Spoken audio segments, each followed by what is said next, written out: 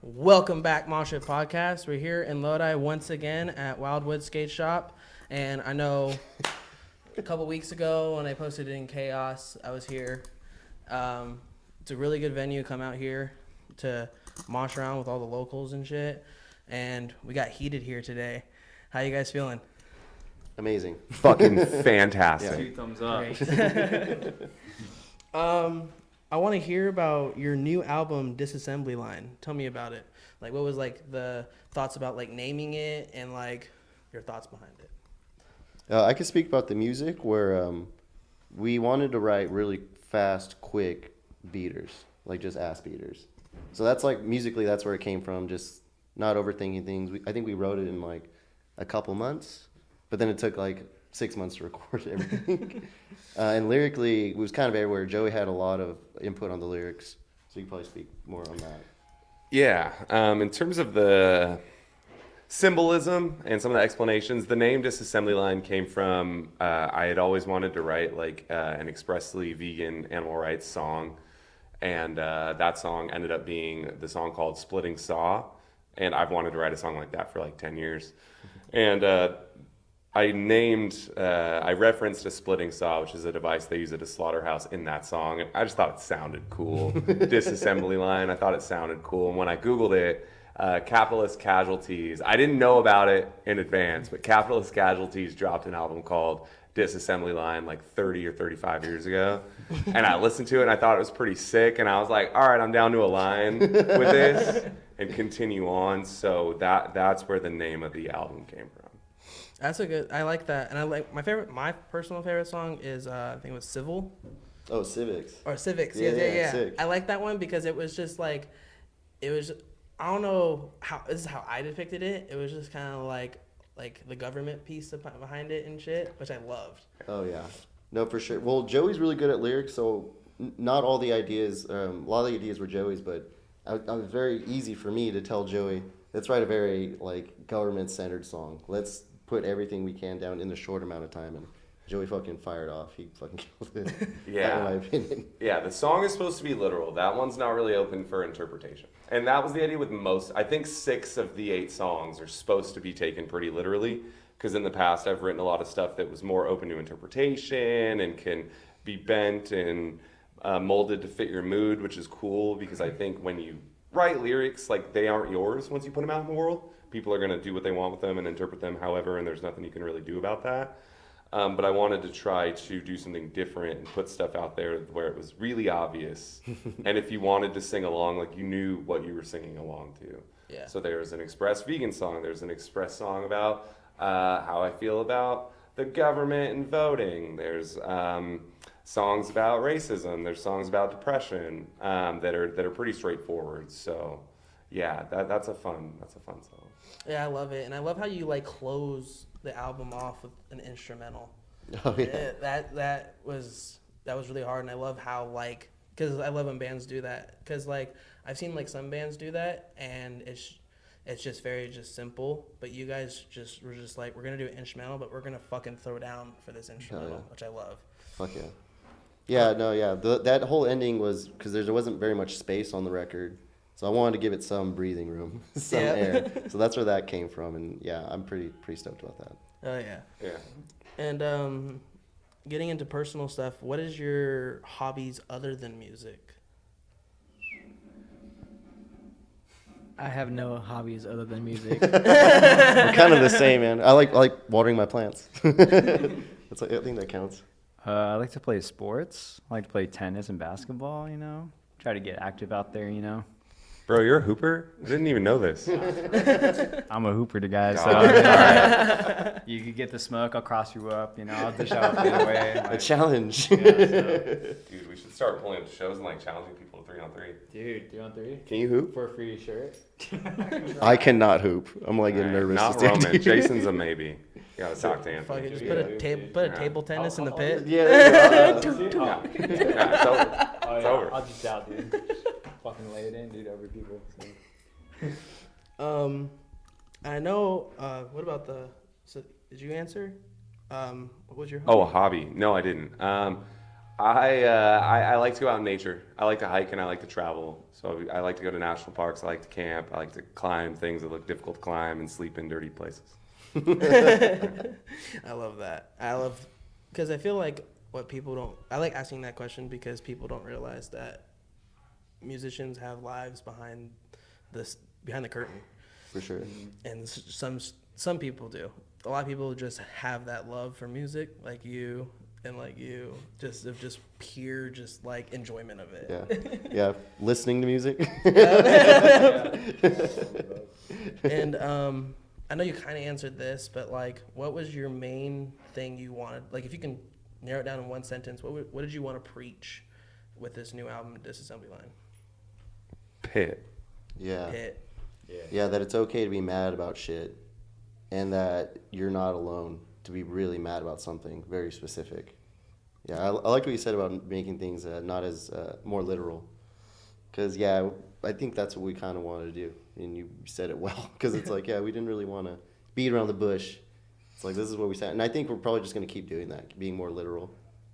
Personally, I would love to do that more. Oh, yeah. Just speak real shit and just like something that people just can't be like beat around the bush Yeah. about. Maybe they meant this. Yeah. And I ask this to every band. What's the craziest concert or pit story you have, like, from your past memory? It can be as heated or just personal. Oh, man. I've got one right here. Yeah, we got story time. All right. So this is kind of recent. Actually, maybe pre-pandemic. There's this venue up in Sacramento called Holy Diver. And this band called Counterparts played. And I want to say that was probably the most, like, violent show I went to, because people were getting knocked out left and right, and not just men, girls included.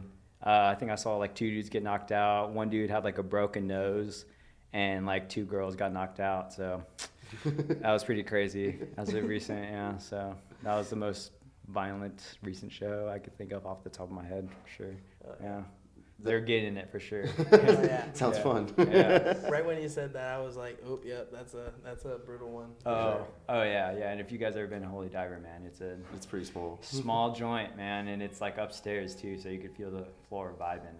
And yeah. I can go. There was a band that broke up 10 years ago called The Chariot from Georgia, and all their members have gone on to be in other really famous things. They're in other really famous things too. And when they did their farewell tour in 2013, I went to all of their California shows, and the last one was in San Diego, and it was a cool, like, it was at a church, like a youth center type place, and they had really climbable rafters. So I climbed up in the rafters and, like, Spider-Man'd my way all the way over the crowd until I was on top of the stage. And I was like, this is so cool. And I'm just looking down at them, and my glasses fall off my face onto the stage. And there are some people that you'll meet that'll be like, oh, yeah, I wear my glasses sometimes. Like, I'm not one of those people. If I take my glasses off, I'm done. I can't see anything. So at that point, I'm like, well, and I'm just kind of staring at these amorphous blobs moving underneath me. And I'm like, I guess I got to jump. And I jumped down there, and I, like, landed, and I, like, didn't land on anyone in the band. I'm like, okay, now I'm on the stage. And I immediately make eye contact with one of their guitar players, who's now, he ended up being in the Fever 333s in a band called House Protection now. And he kicks me my glasses. Oh, I know who the fuck you're Like, talking he saw about the now. whole thing happen, and I was like, thank you. And I, like, put them on, and then I stage dived out of there, and that was not, like, the scariest thing that's ever happened to me, but it was really memorable. It was fun. It was fun. Yep. Yeah. I know exactly who you're talking about. Because you said he did guitars for fucking Fever 333 back before they just got. There's only like one original now. Yeah, they're all, like, different guys now. Yeah, because I remember meeting them back in the day. Fever 333 puts on a fucking show. Yeah, for sure. Yeah. How about you? Do you have one? I think it's like the first show I played with Heated. That was the Stay-Gold show, right? Yeah, the Oakland show. Yeah. That's all I could think about, too. Oh, We were yeah. taking hits. We were taking shots. The PA fell on the drum set. Yeah. I think it was like during the last song. Oh, and the like bass drum pedal, the beater. Oh, yeah, you went through the bass drum. Yeah, I went through the bass drum head, and it wasn't my drum set, so I felt hella Yeah. bad. Yeah. Ooh. Yeah. Yeah. Anthony got sideswiped. They took his legs out. Yeah. Yeah, it was sick. Yeah. Honestly, that's mine too. That's because it's the most recent one that we had where it was like we were taking some shots. And I love asking this. What's your go-to post-show meal? Ooh. Shit, man. Yeah, Taco Bell. Taco Bell? Yeah, In-N-Out's always like there. It's been a while since I've had it after Yeah. a show, but it hits pretty hard. I want to get into Aldel's more. We played that sax show. I came back from.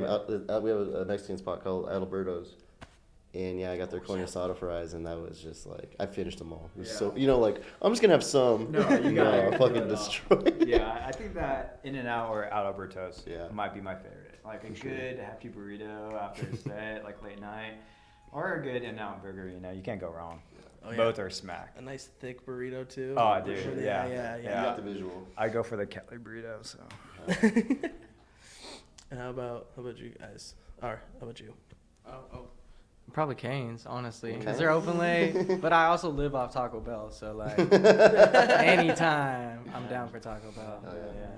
I love that because I love asking that question because there's very limited options. I mean, For sure. pre-COVID, there was a lot more. Yep. But after that, when everything just closed at 10, and then as a band or someone filming and stuff like that, when you get out at like 12 sometimes, or Yeah, like there's only 1 in the a couple morning. things. only a few things open, man. Yeah. As the vegan guy in the band, that's the only option. Yeah. It couldn't be anything other than Taco Bell. That's it. Yeah. But I appreciate you, Taco Bell. Don't stop what you're doing. Keep the potatoes on the menu. Well, they also have the vegan, what's it called? The vegan box now. Bro, they be doing shit for a limited amount of time and taking it away. Yeah. They're like, "Don't you want this?" I'm like, "Yeah," and then they're like, "Just kidding." It's gone though. Like, or I'll get a headline that's like, "Taco Bell added 17 vegan items to its menu in London." It's like, what the fuck? I'm not there though. Dude, the Cheez-It tostada. Have you tried the Cheez-It stuff there? I haven't yet. Oh my god, man. I was curious. I was like, that's a big Cheez-It. I was like, where are they getting this from? It's fucking gigantic, man. Like it's an actual cheese. Yeah, but they put like, it's like a tostada. It's so fucking They funny. put it in a crust That's the wrap, funniest too. shit. That's crazy. I know you're not joking either, and that makes it funnier. It's funny too, because I use the Taco Bell app because it has deals. Look at the fucking logo on the Taco Bell app. It's just a Cheez-It. It's just a fucking Cheez-It. That's sick. Dude, whoever out there has that job, it's got to be only like 2 or 3 people just sitting in a room coming up with menu items for Taco Bell. They're living the dream. They're like, we did Doritos. Yeah. Cheez-Its. Like, but someone else is like goldfish. I know. So I was like, that was a big debate. They're like goldfish Cheez-Its. Let's go. Everybody put your votes in. What are your goals for Heated for the rest of 2024? Oh, we got a very specific one. We actually wrote an album before Disassembly Line. The songs are a lot longer, and we have live drums. We have a lot more going on. The songs are way longer. So that album we knew it was going to take another year to finish. So we put out Disassembly Line just to keep momentum going, just to have some fresh songs. So this year is finishing that album. So we're still pre-proing bass. We're going to pre-pro some more leads, and then final tracking on both those. I think the drums and vocals are pretty much Drums are done. done. Vocals are like 90% done. Yeah. That album's long. Disassembly Line is 9 minutes long, and this album right now is like 42, 43 minutes. Oh shit! Yeah. so How many songs do you guys got? Only like 10 or 11. Yeah, the there's some Man, there's some 5-minute songs. Yeah. It's we're not fucking around with that one. yeah. We're like, this is gonna bore people. Let's put out another fast thing on the side. No, it won't bore you. It's gonna be sick as Yeah, fuck. no. You're gonna be like, holy shit! I wish it was 7 minutes long. Peaks and valleys and songs. What song do you enjoy most playing live with the new Disassembly Line? Ooh, that's a good question. Very good one. Man. Oh, good. Yeah. Oh, I want to hear your guys' I got. Oh shit. Okay. Stuck's hard for my brain to like wrap around live. So probably No One Sees Me. That one's just like all gas. Yeah, no, I yeah, for love sure. playing That's a good that one. song. You got one more? Yeah. No One Sees Me is a very fun one. I think I like that one. I like the riffs. It goes hard. It's fast too, and got its like pity parts too. So I like that one. Straight to the point, you know. Yep. Yeah. You want Joey? When we go? Nah. Nah. Nah. Yeah, that one is fun. Yeah, mine's been Splitting Saw because we added kind of like this jam section before the song, and every time we play it, it's a little different, and I love that. So that one's definitely been my favorite recently, for sure. Nah is a dope ass song though. I just like it starts out with this really obnoxious scream that is really easy for me because there's like silence leading up to it, and then there's nothing for me right after it. So I can just go really hard with that one scream and be like, can I scream so good? I'm so cool. Yeah. Gotta have that space. Gotta have that space. No one sees me. I don't have that space. It's not as fun. But it's a banger. Yeah. Oh, that one is a banger. And like, I got one final question for you. What was your first? I know you guys all got different answers, but what is your first show as Heated? Ooh, our first show was in a garage in Stockton. I don't remember the date. It was 2017. 2017? Yeah. Cool. Sometime in 2017, we played a garage. The house show is I think what it was called, right? Yeah. Is it Outlier? I think so. Modern Color also played that, which I'm pretty proud of. That's what made me want to play the show. Because I was like, fuck, dude, they're playing this? Like, yes, I'm going to get a band together for this show. And yeah, that was the first one I played. Joey also hopped on that show. Yeah, at first he was just featured on the song Die Racist as Fuck for like the EP.